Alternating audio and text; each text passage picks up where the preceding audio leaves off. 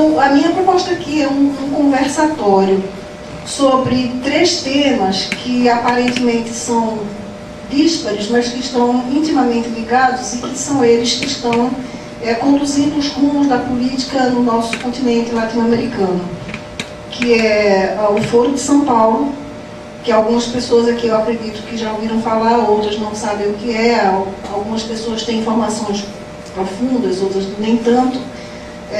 Os movimentos revolucionários e terroristas, sobretudo as Farc, e trazendo para cá, para o Brasil, a Comissão da Verdade, que na verdade é uma comissão da mentira, da implicação.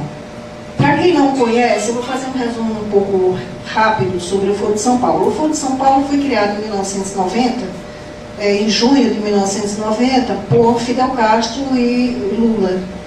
Naquela época, Cuba estava numa situação muito crítica, porque tinha perdido o patrocínio, vamos chamar assim, da Rússia.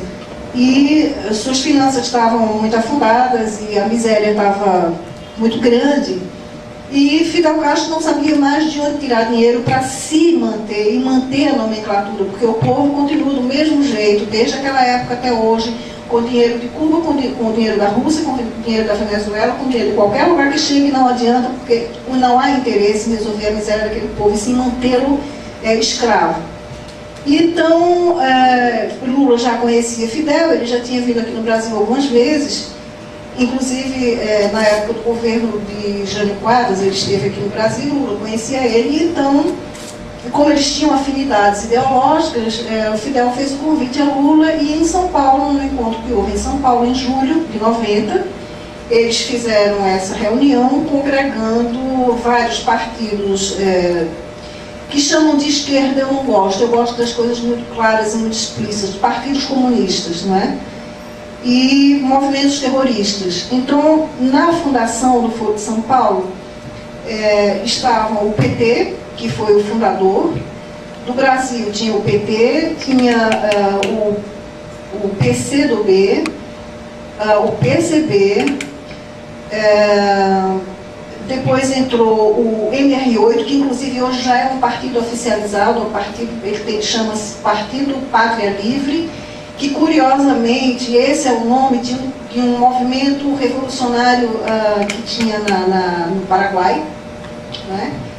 E outros partidos de outros países. Então ele entrou nesse primeiro momento, como membros fundadores entraram Peru, Chile, Argentina, Venezuela e...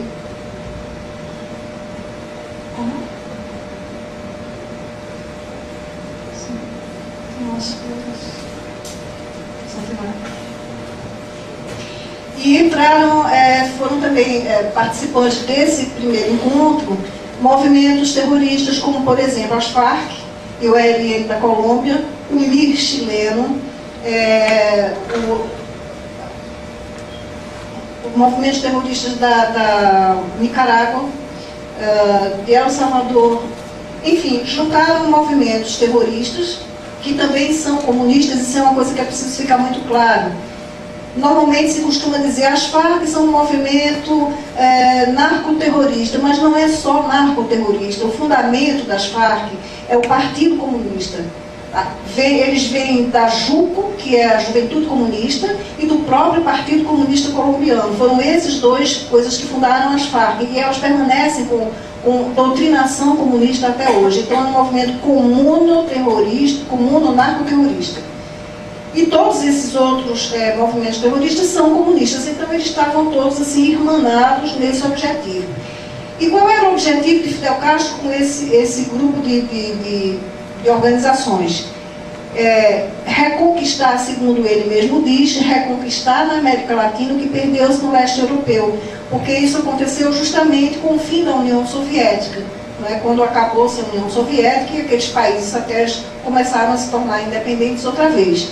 Fidel Castro tinha perdido aquela coisa lá, e ele não podia ficar sem nenhum respaldo, então ele resolveu refundar isso aqui na América Latina. O objetivo dele é exatamente criar uma União Soviética aqui do lado de cá, no nosso continente. Então, desse primeiro encontro, como aconteceu em São Paulo, passou a chamar-se Foro de São Paulo.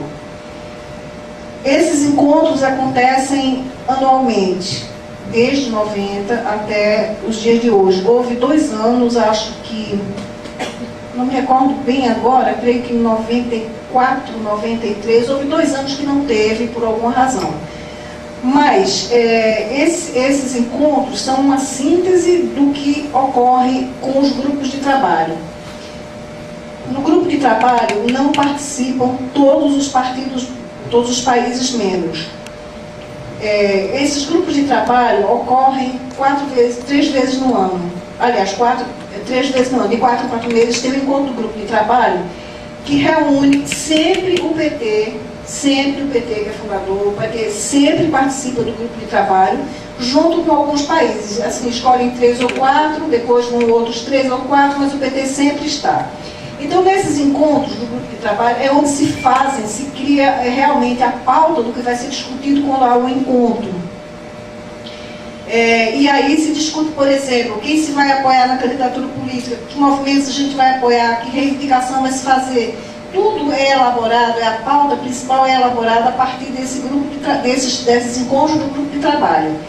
E no final disso tudo, eles elaboram uma pauta maior, uma carta de intenções, como eles chamam, que é lançada no encontro anual. Quando ocorre esse encontro anual, a coisa já está praticamente elaborada e acontecem vários fóruns onde eles fazem uma resolução final e várias resoluções referentes aos países. Por exemplo, se houve um desabamento, por exemplo, quando houve o terremoto do Haiti, então eles fizeram uma resolução só sobre o Haiti, que países deveriam participar ali da ajuda humanitária. Houve um movimento de estudantes no Chile, então vamos elaborar uma resolução sobre o movimento dos estudantes no Chile. Então saem várias resoluções de vários países e ali são decisões que eles tomam. Ali são deliberações. Então não costuma ser, muita gente, próprio PT, diz assim, não, aquilo, o Encontro do Foro de São Paulo é uma organização que reúne partidos de esquerda que se encontram para trocar ideias, trocar experiências, mas não é isso. Aquilo é uma conspiração real. Parece um pouco alarmista, mas não é isso, é uma conspiração real. Ali eles conspiram o que vão fazer, o que vão planejar para destruir a democracia e a liberdade dos países do nosso continente. Então, o Foro de São Paulo seguiu nesse ritmo. E o objetivo deles era colocar presidentes deles em cada país que fosse membro. O primeiro, quando inauguraram, o primeiro que tinha o poder, que eu não vou chamar de presidente, porque nunca foi, era um ditador, era Fidel Castro. Mas era o governante de um país, era Fidel Castro, não tinha mais nenhum outro. Então eles começaram a trabalhar para colocar o Lula, que não deu certo, mas colocaram o Hugo Chávez. Chávez conheceu o Fidel Castro quando ele estava preso, em 92, que ele tentou dar um golpe de Estado, em fevereiro de 92, onde morreram mais de 100 pessoas, inclusive crianças. Foi um golpe falido, que ele queria derrubar o presidente da ocasião, e ficou preso. E durante a prisão dele, ele trocava cartas com Fidel Castro mandava livros para ele, e lá ele foi sendo doutrinado. Então, quando ele foi anistiado, ele foi beneficiado com uma anistia, foi libertado, e quando ele saiu da prisão, ele foi participar do Foro de São Paulo. E então, o Chávez foi o primeiro presidente eleito pelo Foro de São Paulo, em 1998. Aquela foi uma eleição que, até o momento, a gente achava que tinha sido uma eleição limpa. Hoje eu tenho minhas dúvidas, porque ele foi o primeiro presidente eleito pelo Foro de São Paulo, então eu não tenho muita certeza mais de que aquela eleição tenha sido limpa, embora que as pessoas estivessem, de fato, desejando uma mudança. Naquela época, o presidente que governava lá, a inflação era muito grande e havia muita insegurança, então as pessoas queriam uma mudança. E quando o Chávez se candidatou, o discurso dele era muito doce. Era que nem o Lula aqui, paz e amor, não é? Inclusive, há um vídeo que acredito que muita gente aqui conhece, em que ele é entrevistado e o nome do vídeo são As 5 Mentiras de Chávez, porque ele diz, por exemplo, que ele concorda que Cuba tem uma ditadura, ele diz que não é comunista, ele diz que não vai ficar mais tempo do que o necessário no governo, e mais umas outras coisas, mais umas outras mentiras. Então, a partir da primeira eleição dele, que ele ganhou, ele começa a botar as unhas de fora, como a gente costuma dizer, e começa a implantar uma ditadura nos mesmos moldes de Cuba. Tudo orientado por Fidel Castro, né? Para destruir a democracia. E logo as pessoas começaram a perceber. Então ele começou a inventar referendo para isso, eleição para aquilo, e todas, desde a única que ele ganhou realmente pelo voto do povo foi a primeira, de 98. Depois de lá até hoje, ele sempre ganhou na base da fraude. Isso é mais do que provado, absolutamente provado. Então, Chávez foi o primeiro presidente eleito. Depois conseguiram eleger Lula. Depois, no Equador, elegeram o Lúcio Gutierrez. O coronel Lúcio Gutierrez era membro do Foro de São Paulo, e inclusive isso daí que eu estou falando para vocês, eu quero deixar isso muito claro. Não são conclusões que eu tirei, isso está tudo escrito nas resoluções do Foro de São Paulo, certo? Se vocês quiserem ver, até o ano de 2004, consta lá na página do Mídia Sem Máscaras as resoluções desses encontros. E então eles planejaram, de fato, a candidatura e a vitória do Lúcio Gutierrez. Só que o Lúcio Gutierrez, quando foi eleito presidente, ele começou a dar para trás, vamos chamar assim, porque os Estados Unidos propuseram, tinha lá a base de Manta, onde os Estados Unidos ocupavam aquela base para fazer o combate ao narcotráfico, e o Lúcio Gutierrez deu apoio aos Estados Unidos, então ele começou a ser visto como um traidor. Tudo isso consta lá nas atas. Aí o que o Foro de São Paulo fez? Começa a instigar a massa de manobra, né, os idiotas úteis, estudantes, de operários, de sem terra, de sem teto, começa a manipular essas pessoas para criar o caos. Com manifestações, com quebra-quebra, com incêndio, com não sei o quê. Essas pessoas vão fazendo isso até o ponto em que o caos se estabeleceu e as pessoas não aguentam mais aquilo. E começam a se queixar do presidente, botam a culpa no presidente, é o presidente que é incompetente, vamos botar esse ano para fora. É essa a tática deles, eles criam o caos para depois vir com a solução, que é a solução deles, de implantar o que eles querem. Aí, o que aconteceu? O Lúcio Gutierrez não aguentou a pressão e pediu, renunciou ao governo. Nessa altura, eles já estavam trabalhando a candidatura do Rafael Correa.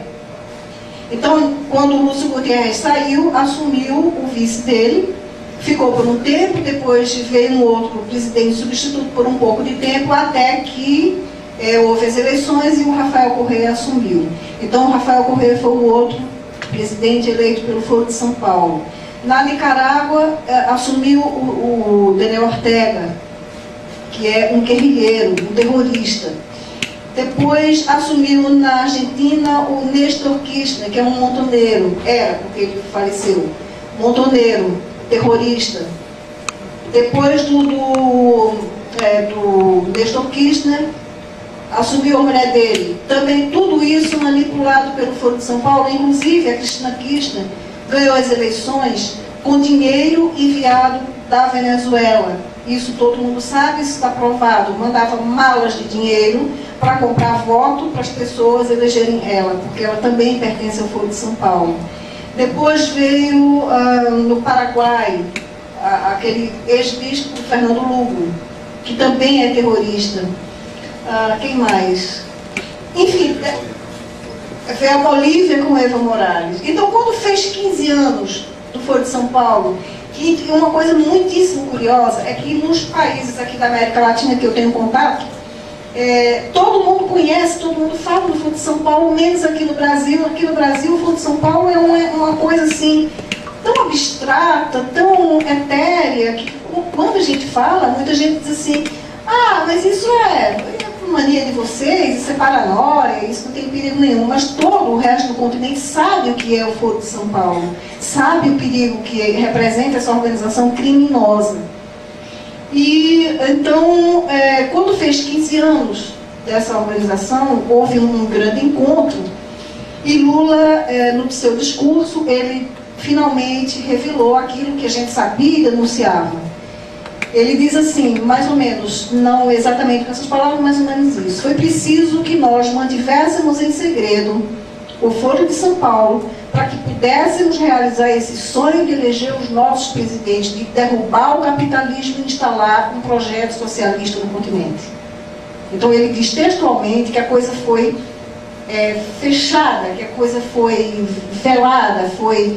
A imprensa não falava nisso. Na imprensa, só Olavo de Carvalho, que inclusive perdeu 3 empregos por conta das denúncias que ele fazia do Foro de São Paulo. E então, depois que Lula falou, é como se dissesse assim, pronto, agora está livre, todo mundo pode contar. E vários jornalistas que sempre souberam que eram colegas de Olavo, como o senhor Merval Pereira, que acompanhava Olavo, as denúncias de Olavo no Globo, o jornal Globo, de onde Olavo foi demitido porque ele denunciou isso. O Merval Pereira agora fala no Foro de São Paulo como se fosse uma coisa que ele falasse desde que não foi inaugurado, não é? Então, depois desses 15 anos, já havia 15 presidentes socialistas comunistas eleitos pelo Foro de São Paulo. Na Argentina, os militares que combateram o comunismo, os movimentos terroristas da década de 70 e 80, estão encarcerados e sendo julgados como terroristas, como torturadores. Há casos de prisão perpétua. Há o caso, inclusive, do padre Fonfervic, que era o capelão, que está condenado à prisão perpétua, porque ouvia a confissão dos supostos terroristas. Então, porque ele ouvia a confissão, ele está sendo condenado à prisão perpétua. E tudo isso é obra do Foro de São Paulo, porque além de querer instalar um governo socialista no continente, criar uma espécie de União Soviética das repúblicas da América Latina, um dos objetivos é destruir completamente as Forças Armadas e criar, no lugar das Forças Armadas, umas milícias, né? Então, em 2006, logo quando o Evo Morales assumiu o governo, ocorreu lá um encontro que eles chamaram de Bloco Regional de Poder Popular. Esse projeto desse Bloco Regional de Poder Militar, ele vem sendo... Foi uma coisa que ficou mais ou menos na geladeira, mas ele vem sendo paulatinamente organizado para destruir todas as Forças Armadas. Na Venezuela, o Chávez praticamente já fez isso. Ele criou milícias formadas pelo povo mesmo. Tem senhoras, tem senhores, gente que não consegue carregar nenhuma pistola, mas estão lá com uma K-47. Ele armou essas pessoas de metralhadora, deu um treinamento de 30 dias e disse que é o povo em armas, que tem que estar pronto para defender o país contra os Estados Unidos, que é o grande inimigo hipotético dele, né?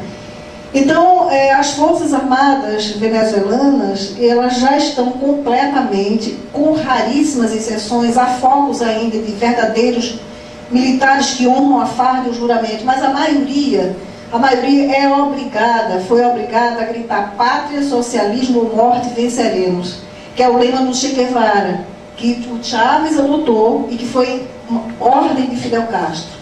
Então, os militares de lá, eles não defendem a pátria mais, eles defendem o presidente, o governante de turno. Nesses 2 capítulos, tiraram os militares dessa lei de anistia, eles foram excluídos da lei da anistia, e a lei da anistia passou a ser somente para os terroristas. Então, quer dizer, a pessoa explodiu bombas em lugares, matou pessoas, assassinou, sequestrou, pintou desgraça de todo tamanho, e essas pessoas hoje estão no governo, hoje são o poder. E os militares, os heróis da pátria que combateram, estão na prisão. Então, depois da Argentina, começou a pressão para os outros países fazerem a mesma coisa. E essa pressão vive no Brasil até hoje. Então, Há tempo que eu venho falando isso, desde 2004, quando aconteceu isso da Argentina, que eu alerto os militares aqui no Brasil. Eu escrevi inúmeros artigos e as pessoas me diziam assim, eu tenho muitos amigos militares, eles me diziam, isso não vai acontecer, porque aqui no Brasil foi diferente, o número de vítimas foi muito menor, e foi outra história, não sei o que, não vai acontecer. Eu dizia, fiquem alerta, porque isso não é uma questão de esse governo foi assim, aquela revolução foi assado. É uma ordem do Foro de São Paulo, é uma coisa que vem de cima, mas ninguém acreditava no Foro de São Paulo, não é? Então, o que aconteceu? Quando a Dilma assumiu, a terrorista Dilma assumiu, ela, em fevereiro do ano passado, ela foi à Argentina com a ministra dos Direitos Humanos, a dona Maria do Rosário. Elas foram à Argentina e a dona Maria do Rosário deu uma declaração que não saiu aqui no Brasil. Eu tive isso de um jornal da Argentina e publiquei num artigo meu, porque aqui essas coisas não dizem, porque é outra coisa que é absurda, como são omitidas informações tão graves para a vida nacional dos órgãos de imprensa brasileiros. A mídia de nenhuma maneira informa, nem televisão, nem jornal, nem revista, nem coisíssima nenhuma informa o que nós estamos vivendo hoje, o que se planeja para muito em breve. Então, a dona Maria do Rosário, numa entrevista que deu, ela falou que até o final do ano o Brasil iria fazer modificar essa lei da anistia. E o que é que aconteceu? Em dezembro foi inaugurada a tal da Comissão da Verdade. E essa Comissão da Verdade, o que é que visa se não fazer isso, né? Eles dizem, não tem caráter punitivo, não tem caráter de julgamento, mas isso é o primeiro passo. Basta dar o primeiro passo, que depois a lei é reformulada, e botam um adendo daqui, uma ressalva dali, não sei mais o que, e vai fazer exatamente como estão fazendo nos outros países, não é? Então, isso é o que nos espera em São Paulo, destruir as Forças Armadas. E como é que vai destruir? Primeiro, desmoralizando.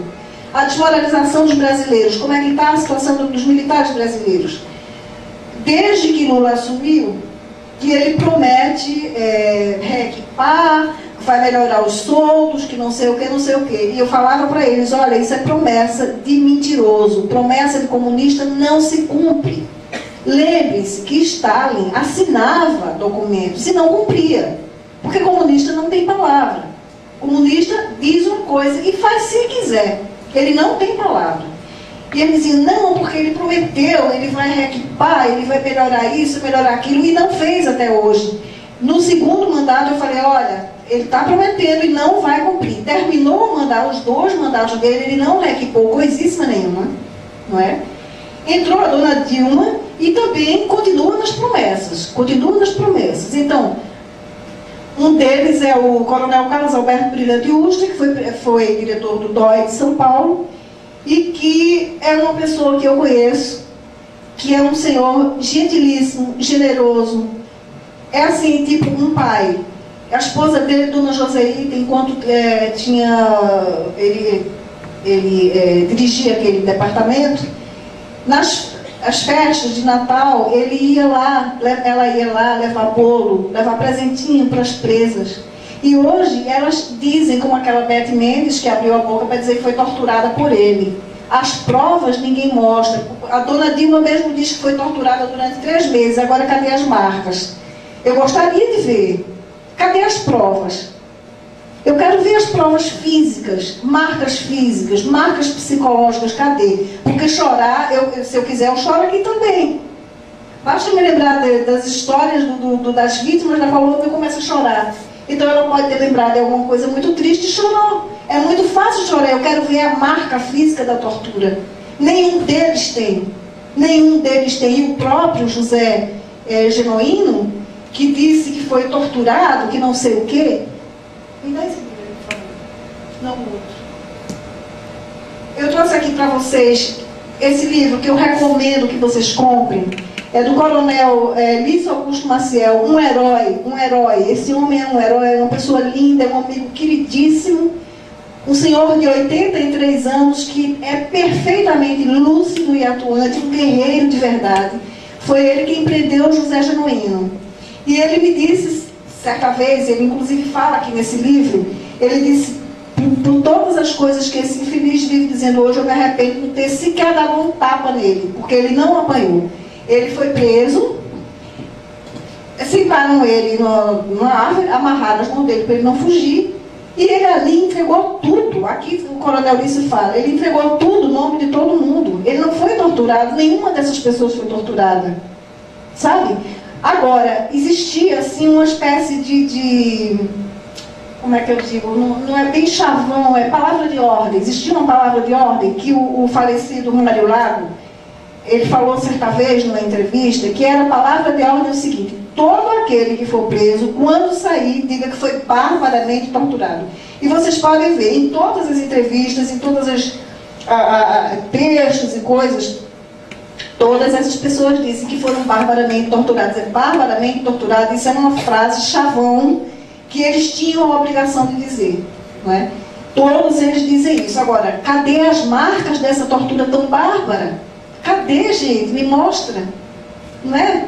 Ninguém mostra. Agora, falar é fácil. E aí chega essa comissão toda composta por gente do lado deles para dizer isso, para reafirmar isso. Para reafirmar isso daí. Para condenar o Coronel Ulisses, um herói que salvou a pátria daquela infelicidade.